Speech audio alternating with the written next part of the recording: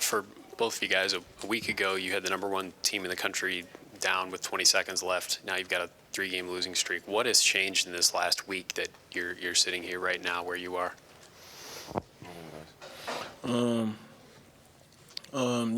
To me, you ask me, it's basketball. Teams go on runs and teams lose. You just got to figure out what to do during that time of adversity. And, to me, I feel like this is our first time facing adversity, so it should be good for us, to learn how to get up out of this and to really just stick together as a team. Yeah, to piggyback off of that, we played 3 good teams here in the last 3 games, so, give credit to all of them, but obviously there's some things we got to fix internally. Get ready to go beat a good Rutgers team up there. Can you give an example of what sort of things you feel need fixed? I think they kind of speak for himself. Our offense wasn't clicking today. Just from the jump, we didn't really seem like we wanted to play or be out there. So just energy, just being in tune with the task at hand. That final defensive possession for you guys before the game-winning free throw, what did you guys see on that, and did you think it was a clean block from Bruce? Me personally, to me, it doesn't really seem too much to matter about, what I think personally. The rest called a foul, and, that's just what it is. We got to figure out how to not get it to that point. We shouldn't have to wait to put in the ref's hands last possession of the game. So we got to figure out everything we can do better before that moment. Sean, fans will hear you say you played 3 good teams, and they'll say Maryland had lost 5 in a row, and this team had lost 4 in a row, was winless in the Big Ten, and they really won't like hearing that you didn't have energy to play. So can you flesh out those 2 observations on your part? Yeah, sure they're not going to like hearing it, but it's the truth of the matter. We just came out flat today. They kind of punched us in the mouth. It's quick turnaround. Obviously, we go to Rutgers. Got practices here soon to prepare and get ready for it. Good news is those things are easy to fix. It's not like we got to do a whole bunch of stuff in practice. So there's some pros and cons to it, but definitely, we'll get it figured out here soon. Had a lot of good looks in the first half, especially. It looked like you guys eventually switched to a zone at one point. What was going on spacing-wise? Why did they have so much space to shoot, particularly in that first half? Yeah, I think, like I said, defensively we just kind of had some lapses. Losing our man and maybe ball watching a little bit. And they got a lot of good looks. They hit a lot of them too. They shot it really well tonight. It's tough to when you let teams get going like that. It's tough to kind of to come back from it. Early in the year, you guys talked about having a number of guys that can put the ball in the basket. Bryce is struggling early. I think Bruce was the first guy to hit double digits into the second half. I know you said things weren't going well, but when Bryce doesn't get to his 22, 21 points, what do the rest of you need to do to get that offense going earlier? I think it's just playing together. Honestly, I don't think we did that well tonight.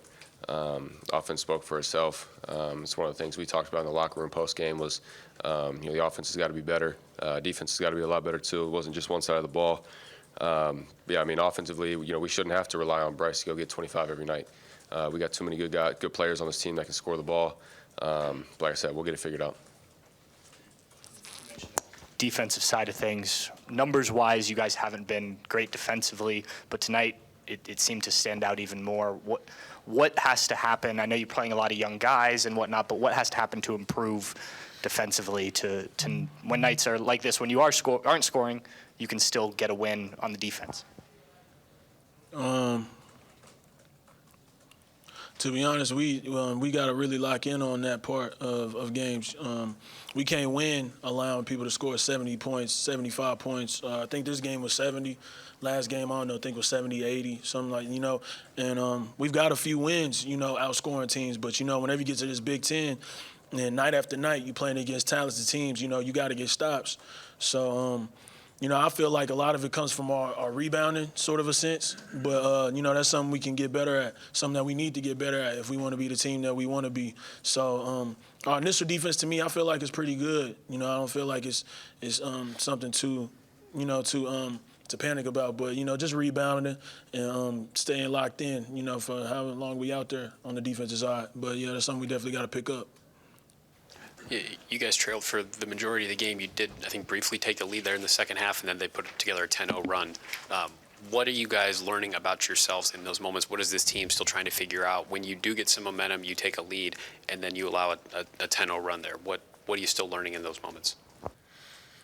Yeah, I think, as soon as we got over the hump there, I mean, as far as it goes for this game, as soon as we got over the hump, that's when we got to man up and cut the water off. We can't let them, see the light of day again as far as taking the lead. But, I mean, it's just one stop after another. We can't, if they come down and score, then, that play's done. We got to focus on, okay, we're going to go get a bucket, and then we're going to go get a stop, and then do that for, multiple possessions. That's how we kind of look at it. Play games in 4-minute spurts.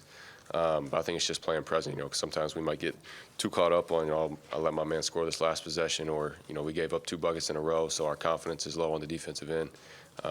But all really easy and fixable things. Both of you played a decent amount of basketball in your career at the college level, so you got some experience. When you're a young player, can how a loss happens kind of impact your psyche if it happens over and over again, if you guys get what I'm saying? As a young player, it depends, and it's just natural. They don't do it on purpose, but, as a young player, it's more attendant to how you did. I know when I was young, of course, a loss hurt, but, I was more into how I did personally. Did I do good for my team? Did I not do good enough for my team? And so right now, that's kind of where it's at for the young guys. But we got so many good guys. Sometimes you just got to go over to them and just tell them, hey, focus on the task at hand. And so those guys, they'll come back here tomorrow, get into the gym, and see how they can help the team be better and themselves individually too. So. It does mess with you, on the psych part of things, but at the same time, whenever you just got so much leadership around and great guys around, that's what they're there for.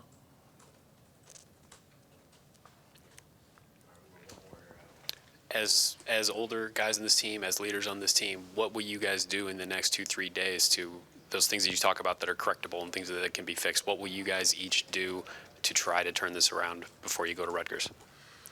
Yeah, obviously we have a short turnaround, so, I mean, we can't sulk on this one. We got a short time to sulk on this one. But obviously we want to, figure out what we did wrong, and, there was a decent amount of mistakes that we made. Give credit to them. They're a really good team, but, we didn't play up to our standard tonight of basketball, offensively or defensively.